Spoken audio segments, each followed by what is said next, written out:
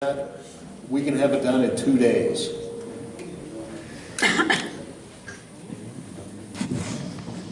Mr. State Engineer, as you know, I am the chair of the House Agriculture, Water, and Wildlife Committee. You've been before our committee many, many times. Yes. But if memory serves right, anytime that there is a transfer, there is a loss of water rights, and I believe that did happen with the Goss's water right. Isn't that correct? Representative, I'm not sure I understand the question. Okay, I was just told that there was a reduction in the gallons that were because of the cows right there. But has the structure that was built by the U.S. Forest Service, has that been permitted by the Office of the State Engineer? The structure built by the Forest Service, has that been permitted by the Office of the State Engineer? and I'm sorry, I'm slow on this. What structure are you talking about? The fences or the weir dams? The weir dams, yes. No, they have not been. So why are we allowing this to remain in place? Because the authority over our water rights starts at the Office of the State Engineer. And it is your bounden duty to protect the waters of the state of New Mexico. And ladies and gentlemen, we have to be careful whenever we have people come in saying they are representing the waters of the U.S. They're wanting to take our waters. Homeland Security is wanting to do the same, and FEMA is wanting to do the same. And it's resting on your shoulders to protect the waterways. What has taken place is affecting downstream water right users, owners. And for you to not step up right now, when it's the most critical, right now, and do something to put forth the U.S. Forest Service in their place, I am going to be greatly disappointed. We have already had the New Mexico Game and Fish file suit against the U.S. Fish and Wildlife Service. And I think you see the representation by the community right here that it's time that we stand up and do something. We have to work in unison if we're going to keep our water and be able to protect our water, Mr. State Engineer. Thank you.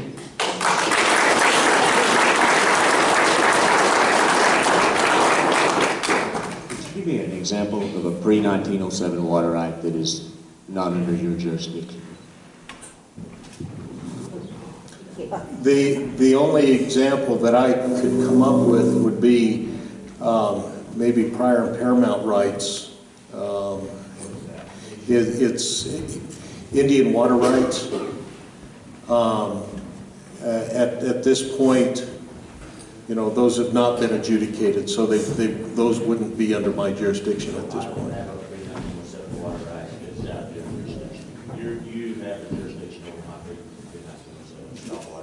The question is, does the state have jurisdiction over Mr. Goss's pre-1907 water right? And the answer is yes. Not according to the Supreme Court ruling that we read. That is, he's absolutely right. That is not what the U.S. Supreme Court said. The stock water holder is, which I think actually includes the prior paramount rights, whether they're adjudicated or not, you have jurisdiction over all waters of New Mexico. Yes. Well, Tom, I just want to make sure Is it true or is it not true that when you were at the Springs in September, I think it was in September, that a U.S. Forest Service employee told you that their intent was to slow down and back up the water? Is that correct? Yes, Representative. Wait a minute. Isn't that a diversion? Representative, it's not a diversion in the definition of a diversion of water. So if I go downstream on the Pecos or the Penasco or any other body of water in New Mexico and build a dam to back it up, you're not gonna bother me. Different than construction of a man-made structure in a stream system is definitely a diversion. And I do have control. That's what's happened.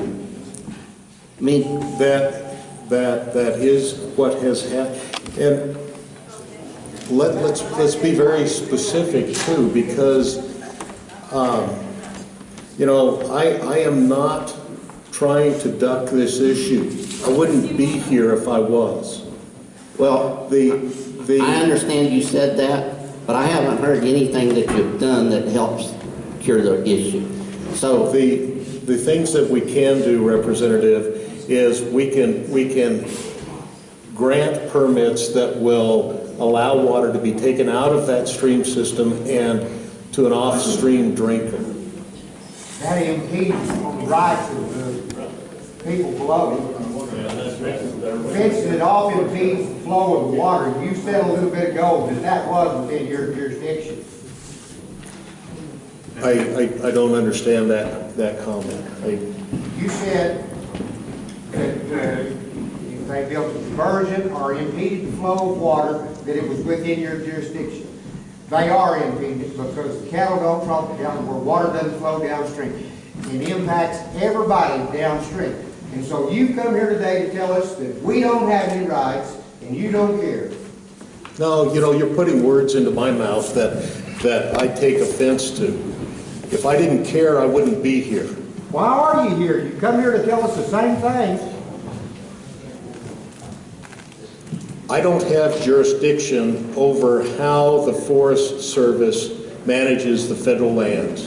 And if they build a fence that excludes cattle from grazing and the grass grows up, that's a management issue. If they are, according to my attorney, if they block you off from that source of water, that point of diversion that you established your pre-1907 water right on, then there's things we can do about that. Providing water to the cattle, I can do that through the state statutes. Telling the Forest Service how they can graze their land, I don't have any jurisdiction over that. Can I ask a Telling the question? Forest Service how to graze the federal lands is not in my jurisdiction. Tom, can I ask a question right quick? Please. First, I want you to realize they do not own that land. The Forest Service does not own anything. You know that, right? In the state of New Mexico? Okay. They are not the owners of that land. That land is public land. It's the public lands of New Mexico. That's how that land is actually owned. It's public lands within the state of New Mexico. It's within our boundaries, and it's up to us to have jurisdiction to handle and manage it. The Forest Service owns nothing. I have water rights. I'm irrigating right now. If you want to come see it, well, we can see it. I'm a mile down the road and show it to you this afternoon. Any water that they take out of that stream that impedes or doesn't come down, and when you and I were standing there with both, we had the Forest Service, Travis Mosley, and we also had the district ranger, Beth, standing there telling us that they were going to slow down and get that water back in the ground. And up there at Maupin Spring, there was a nice stream of water, 200 or 300 gallons a minute, maybe more than that. How much was going down there, Spike? A lot of water. And by the time they fenced off their little, nothing was coming out the other end. I need to move right here. Okay, sorry about that. So nothing was coming out of the end. Still can. Do I have it back? Okay. Nothing was coming out the other end of the exclosure. So all the water was going in the ground within the exclosure. You remember that? Because we went from the top end and we went to the bottom. There was nothing coming out. And Travis said that was his intention. And Beth also, when we were standing up by the spring at that little bridge, she said that was her intention. So their intention is to take that water. That means that everybody downstream, me and everybody else down to the Pecos River, gets no water. They are restricting and trying to put that water underground. That's their intention. That's stealing water, not only from there, but once it leaves that exclosure and goes underground, it doesn't matter if it's a mouse, an amoeba, a cricket, nothing, cattle. Once it goes underground, there's nothing can drink that water a mile or two down the road. So they've actually effectively put it away, put it underground, and taken the water from every creature on earth, not just my cattle, not just, they're taking it away from everybody. From the citizens in Mexico, where these rivers, creeks like in the Agua Chiquita and especially the Penasco ran consistently until they allowed the overgrowth of trees. So they've done a poor management job. They've got too many trees on there. Every one of those trees is a pump. It's sitting there sucking water out of the ground every day. And so I realize you're saying, well, that's outside of my jurisdiction, but they're stealing our water from a number of ways, and one is putting it back in the ground, and one is not letting it go in the ground or pumping it out with excess number of trees. So they've mismanaged and got an unhealthy forest. We've got to really address more than what we're doing now.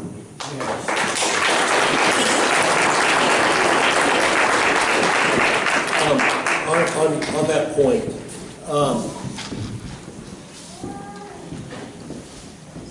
throughout New Mexico, there are areas that down in the Bosque, you know, I live off of the Rio Grande River, and my neighbor would tell me about the times he would see, he called it the silver bullet, come down off of the mesa, and it was the train that ran from Chicago to Los Angeles. And he said that he remembers growing up as a kid, and he was 90, growing up as a kid, that he could remember seeing the silver bullet come down off of the bench top. Well, you can't see that anymore, not because the train is gone, it's because the overgrowth of the cottonwood trees has taken over that. You know, the vegetation, you know, is it my responsibility as a state engineer to go in and eradicate all of the vegetation on the Rio Grande? There are restoration projects. It's analogous to the increased vegetation in the exclosure areas. If they put up a fence too specifically for the purpose to spread that water out, increase that vegetation, keep that, get that has got to be impeded of that flow. According to their statements in the field, they said that was their intent, and they also said on that same thing, Mr. Blaine, that they have been successful in doing that. And it's not, I mean, anybody can go up there and see that they've been completed the water flow. In one of those exclosures, there's lots of water coming through it. It goes maybe, what, 100 yards, maybe? Is that much? And it all goes underground in the second explosion. If that's not impeded, I don't know how a hydrologist could say that it's not impeded. Number one, I know that they didn't look at everything they needed to look at because they didn't have time. I couldn't do it. They didn't want us, any of us, to go with it. I can tell you that. And then there's the other question of New Mexico versus the United States. Okay, it was in 1978, a Supreme Court ruling which your counsel said in our first meeting that they ignored because they were blackmailed. That has not been answered yet. They also made the statement that it was easier to give the Forest Service what they wanted than to fight with it. So it seems like to me that when your people went to the field, they were investigating their own office.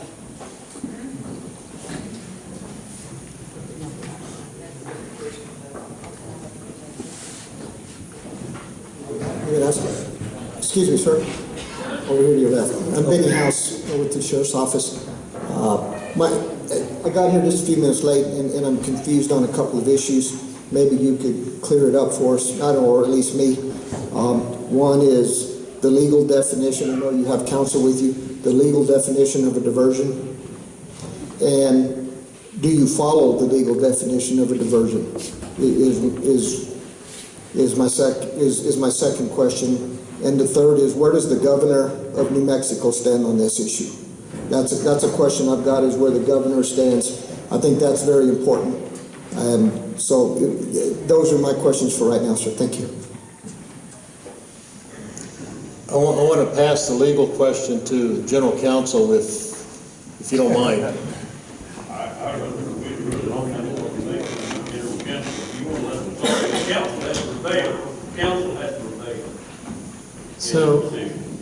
So the legal definition of a diversion, as I mentioned before, requires a man-made structure to impound or divert water out of the channel. It can be a box, a tank. It can be a canal head gate. It can be a man-made. You can have a diversion structure that is brush is put in a water course, but it has to be man-made and it has to cause a diversion.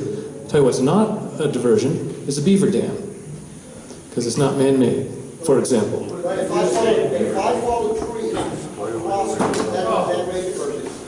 And then once there's a man-made diversion, according to the definitions, my cows should have access to that water behind that diversion because it's man-made. By what you said a while ago. Well, my cow, now, if it's not a man-made diversion, then that free water, the state has the opportunity to give it to you anywhere they choose. But once the Forest Service made a man-made diversion, they put that diversion there. My cow should have access. They should not be able to fence off a man-made diversion. Is that correct? Well, the Forest Service or anyone can't create a water right today without a permit. I'm talking about diversion. Well, you can't divert water today for the first time without a permit from the state engineer. If I have a pre-1907 water right with a point of diversion at one location and I want to move that, I need a permit from the state engineer to do that also. I can't today put some trees in the river to create a diversion without a permit from the state engineer. But I go turn a bunch of beavers out, have them dam everything up, and that's me turning them out, and that's not a man-made diversion? The state engineer has authority over activities of man, not over beavers. This is an issue that we've heard. But if man's letting the beaver go, how is that not man's activity? This is an issue we face all over New Mexico. We get this question frequently. Beavers are not...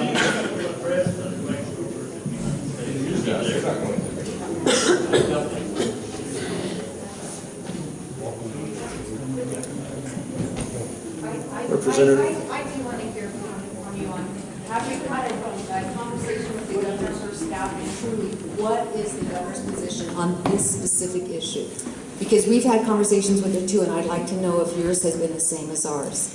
When I spoke with the governor's office before coming down here, the direction was to come down and to listen and to identify what a path forward could be. And that's what I would like to do. You know, I think that we've seen this go back and forth. We've got very strong positions and opinions down here. I have limits of what I can do within the statutory constraints. What is the path forward? What is the governor's position? Representative, I don't know at this point. I'm sorry. What's the governor's staff's, what is Keith Gardner's position? Because we all know that you have had conversation with them, and we all know that they have instructed you one way or the other. Either they're not going to pick a fight with the feds, or I know it's job security, but I think this crowd deserves to know where the governor of the state of New Mexico or her staff stands on this important issue for the industry and for the families of this community. Representative, I'm sorry, I don't have an answer for you at this time. I have not asked that specific question. So, Tom, in New Mexico, you have to put water to beneficial use. Yes. To have a water right. A stop water right. I'm talking about a stop water right. If they put a fence up around my water and I can't put it to beneficial use, I'll lose my water right. There are remedies against that, though. And if you need a permit to divert that water from that stream system, from your existing point of diversion, we can grant a permit to do that, Spike. So according to what, the Act of 1890, I believe it says we have a 160-acre easement around every spot at Cal Waters. Is that correct? Okay. Spike, I don't know.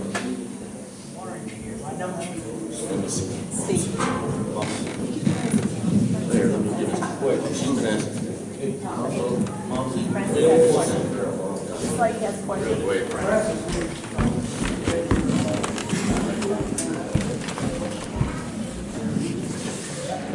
Tom, as you know, I've studied a lot in the water law as we did the history for our allotment, and I came across two things, and I want to ask you, have you found the pre-existing 1907 water rights law that says we don't even need to declare those water rights? We did it because we thought it would help us. It also says we do not need to have a diversion. A man-made diversion is not necessary for a pre-1907 water right. Have you read that? The first issue that you identified, that you do not have to declare your water right, a pre-1907 water right in this state. There's no state statute that mandates that a declaration has to be filed. The other question is right on the same law as the one you addressed. I just wanted to know if you've read that. Have you read the pre-1907 law on water? I have, and I've not gleaned that from it. I'm going to ask you to please read that. After 1907, yes, there were laws that you had to have a diversion, but you need to read the pre-1907. I will, and I have, and I haven't gotten that out of it, but I will reread it because. If you need it, I have a copy. Thank you.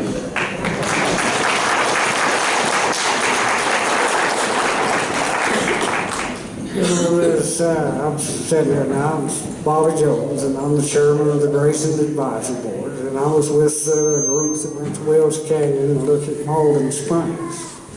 But for a point of clarification, as I understand the Mexico water law, you don't really give a locked-in water right to an adjudication process, correct? I'm sorry, we don't give what an adjudication process? Your water right's not really, you register it, but it's not yours till you have an adjudication process, no? There's a couple of different processes. An adjudication is one of is a court-determined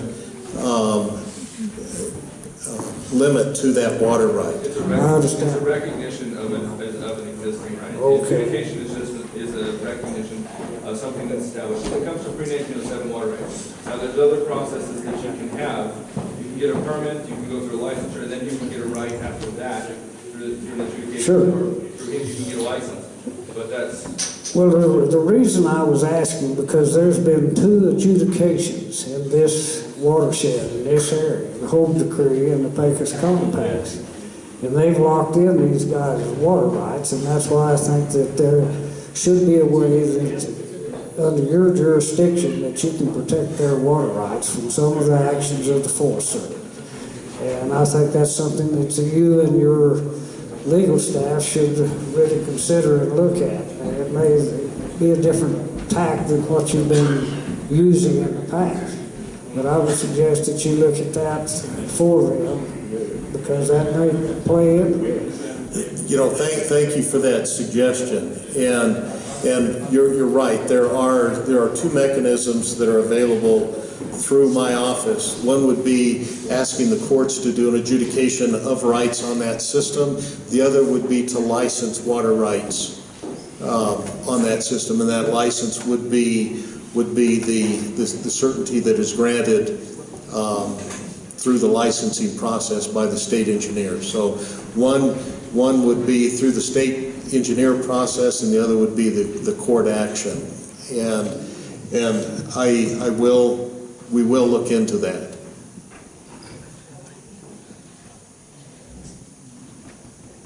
Need to ask another question right quick. Yeah, that's Speaker.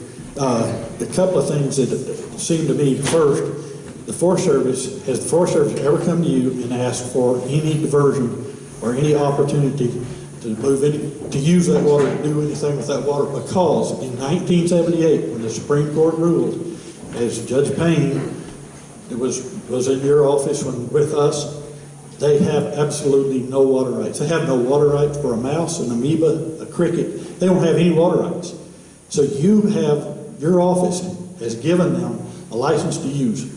Where in the world did y'all come up with a license to use to give them a right that they are impeding our rights, and why are they having any kind of water right? They don't have a right under the Supreme Court ruling. There is no right. And that's what he documented and gave to you at that meeting. And I agree with that. The United States Forest Service in this particular situation has no rights. They have no water rights. They've not established a right. We've not licensed a right. The right has not been adjudicated. There's been no permit that's been granted for any diversions from this. And since I've been state engineer, there has not been any request or application made for diversion of water by the U.S. Forest Service. But you see they're doing it. I mean, they're doing it. They've been up here fencing. They've been building miles of fence just fast as they can go while we were waiting on you to come talk to us and tell us what you were going to do. So they're busy diverting water or trapping water or fencing us off of water. They're busy taking water, whether you recognize it or not. They are busy stealing water every time we turn around. And they're not only doing it, I'm pretty disgusted with them in the fact that not only did they go up there and use their fire crews or whoever's building the fence, they're standing up there with armed guards. They've got guys with automatic weapons wearing flak jackets to make sure that some of us terrible guys don't go up there and do it. It's tyranny. They are absolutely trying to control the water, because if they control the water, they control the land. And we're giving up. So we are asking you, New Mexico owns and controls the water. We're asking you to go home, relook at that, come back down here and look. We'll set up any day you're ready. I'll be ready. We'll find a way to get you down there and show you what got missed the other day. All right, I'm going to stop this here just because everybody's getting mad. He's not answering any real questions any longer. So I'm going to stop this here. I'm going to allow him to slip over there. And what I'm going to do this with is you promised us that you would come back with your staff and investigate this.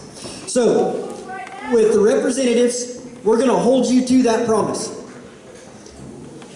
Driving down the road, show it to him now. We can take, well, he's seen it before. He's already seen it.